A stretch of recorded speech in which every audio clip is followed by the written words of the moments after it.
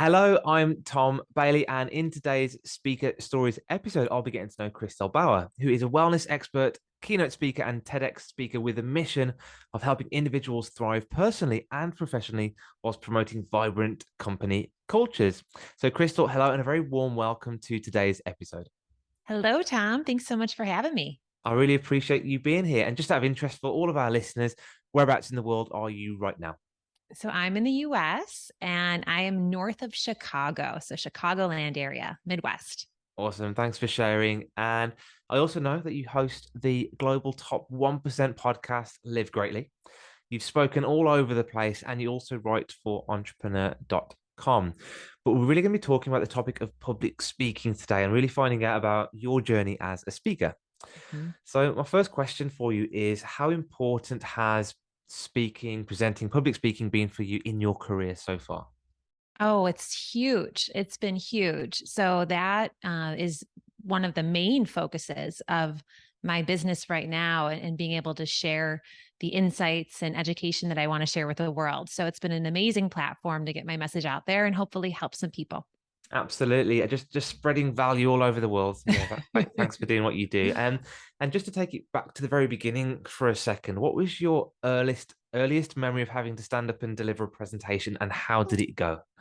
Oh my gosh. Okay. So the vivid memory that I have was in college, Hmm. and I never, ever would have thought that I would become a speaker, that I'd be doing what I was doing now. Yeah. Never. Yeah. And that would have been like a nightmare for me at Hmm. that point, probably. Yeah. But I had to I was doing a public speaking class or speech and communications. It was Hmm. a mandatory course where I went to school and I had to give a talk in front of the class. And it was a small class. I mean, Hmm. maybe 15, 20. Not Yeah. very intimidating, right? Yeah. But I remember being so nervous just because we didn't really have any experience doing that when I was in high school, when I was in grade school.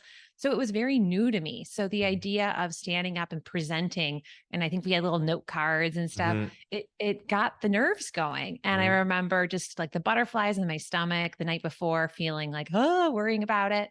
And I went up there and I felt really nervous, but I remember I think I got an A. Like I did great. I got an A in the class, Right. but it didn't feel that way. Like I Yeah. felt like, ugh. And I Mm. thought to myself at that time, I thought, oh man, I'm bad at public speaking. And what I come to realize later, after I evaluated that thought process a little bit, I wasn't bad at it. It just made me nervous because it was Mm. new and that's normal and that's part of it. So it's Love been a that. journey for sure. Yeah, I love that. And I guess it's fear, it's limiting beliefs. What what do you think was going through your head? What were you afraid of? What was the worst that could have happened? Like what was going through your head at the time? It was more just feeling like all eyes on you. You know, Yeah. everyone's staring at you and like Hmm. you're under a microscope and that Yeah. feeling of like Being that judged. but yeah, being Yeah. judged, right? And the potential criticism. And I wasn't used to it, you know, and I Mm. hadn't, I guess, built up that muscle yet Mhm. of being able to be confident in those types of situations. Cause I do think it's like a muscle. Like I think the more Yeah. that you do it, the more confident you get. But that was it, that was the first step in Hmm. kind of starting down that road. Yeah, and I think you've made a really good point there, and I can really resonate with everything you said then, by the way. And I think it is that fear of being judged. What will people think of me? What if I make a mistake? Will I get laughed at? Will they think Yeah, all these things going through our heads, and for a lot of people that stops them in their tracks, doesn't it? totally. So looking back, what you know now, looking back to then, I guess what advice would you have given to a young Kristel? Oh, that it's not that big of a deal. No one Yeah, really cares yeah, when it comes down to yeah, it. Like in the big picture of life, this is nothing, you know? So it's put it in perspective.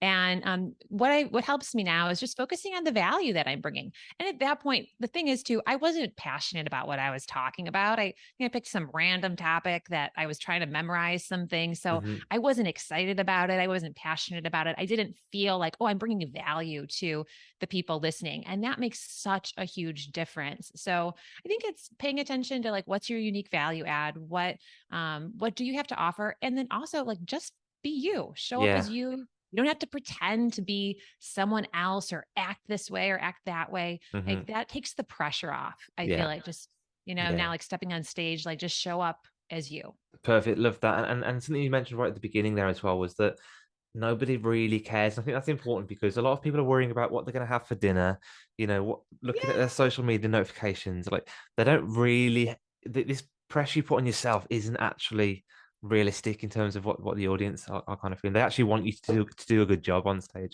Yeah. Right. Yeah. So that was, we know where you started, and it sounds like a very similar place to where I started, and we know where you are now. Have there been any big failures, any big lessons you've learned along the way, any major speaking catastrophes that you'd like to share with us? Oh, geez. Well, let's see. So one thing that happened that was stressful, but I rolled with it when I first was starting to speak. And I was just starting to get some experience. And this was a bigger conference. And I had sent my presentation to them in Hmm. advance and was told, yep, we're good. Thumbs up. Everything's good. And then it was time to start. And this was virtual. And they weren't able to load it. Oh no. Yeah. And then I was Technology. trying to get it on my end and we weren't able to sync it. And so I was like, you know what? Here we go. I'm just gonna give it without the slides. Of that. And it went fine. And I was able to, I think at least portray the message, Hmm. but I had to, in that moment, roll with the circumstances, right? So you have this idea, it's going to go perfect. I got this, I got that. And then sometimes technology glitches, things happen. Hmm. So that was definitely one that shook me up a little bit, but I think in the end ended up okay. Yeah, that's a great lesson. Technology will fail, so I guess have backups, whatever in what format that is, have a backup. But also don't necessarily rely on technology, as much as you thought. A lot of people use the slides as almost a crutch, like they have to have their slides because that's what they're going to follow. But being able to get away from the PowerPoint slides will be really useful in your career, I believe. Yeah, I think it's using it to like amplify a point or, Yes. have it up there and then expanding on it. And one thing that helped me a lot with that was my TEDx talk because I Mm, didn't use any slides for my TEDx talk. And it was, I think the fact that I did that and I was able to have my talk free of slides and you really want to pack it into a shorter time frame and have that like the powerful statements and I had it mostly memorized going up on stage. I knew what I wanted to say, but I tell myself now, okay, I was able to do that. So mm. it's kind of smooth sailing from here, at least in Yeah. my mind. Yeah. If you can do a TEDx, and do it well, you can do anything. So I love that. So if anybody's listening that's maybe they're speaker curious or starting out in the speaking career, what advice would you give to them if they want to really take this to the next level and pursue a career as a speaker? Ooh, okay. So I think be patient is Yeah. really important Mhm. because when I started out, I think when I started out, I wanted to be where I am now, Mm. like right away. Yeah, yeah, I see. Yeah. I wanted it to be quick. And, I was like, oh, I have all this expertise and background. I have all this to share. Like, this should just happen, right? I Mm. should just start getting booked for Yeah. these big keynotes, right? Like, that, why not? But I realized a lot of it's branding and a lot of it is starting to be visible in that space and Mm. searchable and, via web. And then it took time for me to develop that credibility in the space. Yes. Yeah. And the TEDx was almost a year ago now because I gave it in October of last year. Hmm. And then, and that took time to get to. Like I got, I applied to some and I heard no, and then I Yeah. just kept at it. Hmm. But I think it's have the goal, like have the vision, and then just take steps in that direction. So Yeah. whatever that looks like for you. For me, I started a podcast. I wanted more Hmm. practice being on air and speaking, and that was wonderful for me. And I still am doing that now. It's been great fun.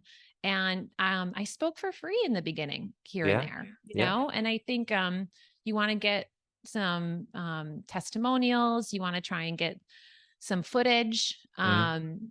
So I think, be open to that in the beginning and then, start charging for your time and the value that you bring. But in the beginning, I would be open.